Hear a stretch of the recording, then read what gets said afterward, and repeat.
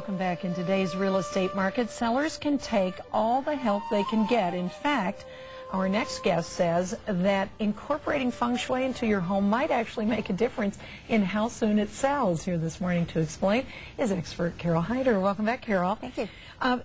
You know, we've all heard about staging a house to sell to make it look like anyone could come in and live in this house. You could place yourself in this warm, cozy, comfortable house. But what you've done here is really taken it a level further. Tell me how you got involved in this. This is a couple that I had worked with, and they had completely renovated this charming little house into something even more charming. And assuming it was going to be the house they were going to stay in forever. And he had a phenomenal job transfer, and they left.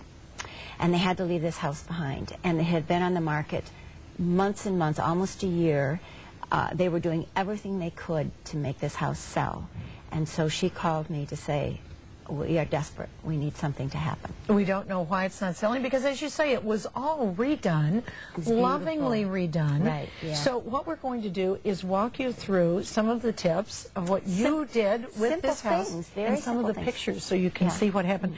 All right, our first one talks about placing red flowers inside the front door. Inside or outside the front door? Red is about activation, and so it draws attention to the door. There's movement. There's something kind of punchy to it. Obviously, this was done in the summer. In the winter, you put those flowers right inside the door. Just again to re-energize the flow, the movement, draw people in. It's a darling front door, and it looks cute already. Cute. Yes. I want to go in. I wanted to buy the house. It was adorable. Now, the second tip is about a vase having to do with wealth. She had a vase, and it was a perfect vase. This was her desk. She's a writer, and I had her put that vase in what's called the wealth air corner of her desk. And the vase was so appropriate because it actually has little coins on it. There were like Chinese coins, actually. So there was this idea of money. And I wanted it open to allow the amount of money that they wanted for that house. So you didn't want flowers in there, anything in there? No, it was important that it be left empty, symbolically, so it could be filled up with the money. Okay, then what about plants? You did something with plants. We did. Now, I was nervous about this because this is in the wealth corner of their house, and it's a simple, tiny little plant, but it was alive, and it was vital, and it had potential for growing. My concern was, were they going to come back to take care of it? Because if it died in the house, why, that would bad juju, bad feng shui. Bad. So she assured me they came back. The house was completely furnished. So they came back, she came back pretty much on a regular basis to see how things were going okay, to just, take care, and she would take care of that plant. And so that was green and growing. Growing. Okay. And you keep talking about this wealth corner. How do we know where a wealth corner is? Back left corner. Okay, back left corner of your home, of a room. Of her desk? Of her desk. Okay, all right, good. All right, then you remove some dried branches? She had, yes, she had set up near the front entry this quite interesting large vase with these branches in it. And so it looks good. It looks good, but those are dead. Those were actual branches that she got from some shrub, and they were dead. So we took them out.